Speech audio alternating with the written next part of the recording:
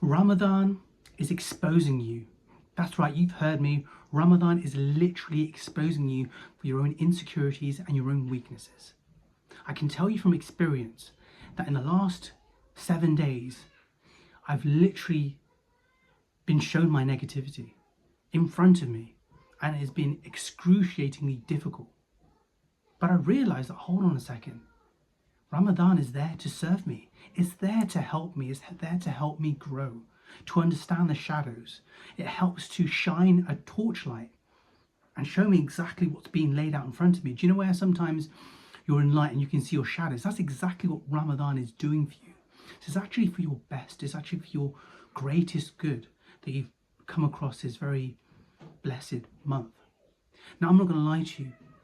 There's been certain times where I felt like, you know what, this is just too much for me. It's too much. I'm not even prepared. I don't know who I am.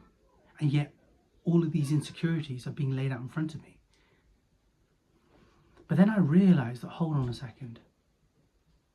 I'm learning from this. There's certain things that I never really knew that came into my consciousness had I not been fasting. And that's what dry fasting or fasting in general does for you. It shows you certain areas that you need to work on. It makes things apparent that you never knew was apparent. It says to you, oh no, this is what's going on for me. And man, it feels a bit dense, but it's something that I need to deal with. And it's there chipping away, it's you chipping away at those different things. This is why meditation during this time is very beneficial. This is why being in silence, just being, helps you to recognize what's going on within you. And I want you to take this as a very beautiful time where you can just slow down. You don't have to be constantly rushing and doing things like you'd normally do in any other month, in any other time of the year. Because this time is for you. It's for you and your connection to what is the truth. And it's that time, do you know when you fast, right? And you're praying, you can almost access your heart because it's a lot more easier. Why? Because you've got less things that your stomach is digesting, okay?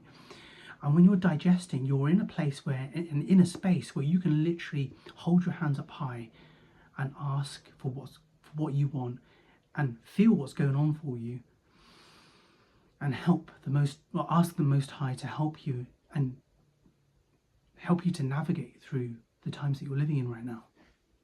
Because it isn't easy, but at the same time, you don't need to get sucked into it. And sometimes the mind will. And that is where fasting will allow you to recognize these mind-based activities.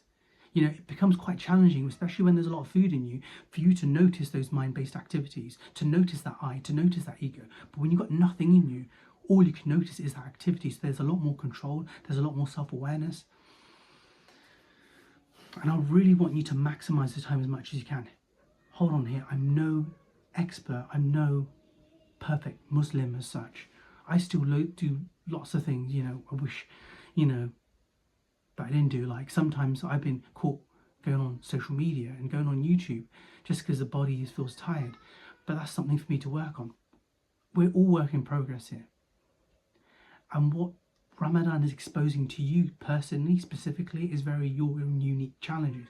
You might be feeling groggy, you might be feeling tired, you might be suffering as a result of that. But it's there for you to develop that self-control. You see, the path, that unique path, is really for you to see what is coming up for you. And I want you to really grab the opportunity and do the best that you can to be able to deal with that.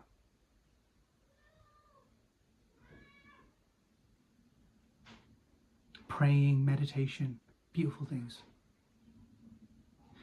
And I find that especially where things like tiredness comes up, things like energy comes up, and whilst that is an exposure, if you like, for you and what you're going through in Ramadan, doing things to help you navigate that will also help, like things like stretching, doing things like, I know this is going to sound controversial, but yoga, doing yoga, and especially if it's not like religious affiliated, and most of yoga when you're looking on YouTube is not, and you can do simple poses which will help you bring back your energy.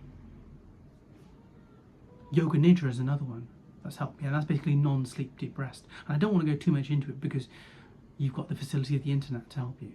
But essentially the bottom line that I'm coming to you is that Use this as an opportunity. Use Ramadan as an opportunity. These exposures that you're going through, these weaknesses, these insecurities, deal with them one by one. And this is not easy, but know that the Most High is always with you.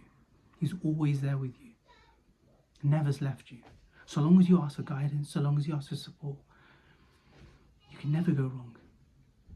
And this is a message for me just as much as it is for you. So I hope it helps. I really do. All the best to you. Ramadan Mubarak. And just be as much as you can. Bye now.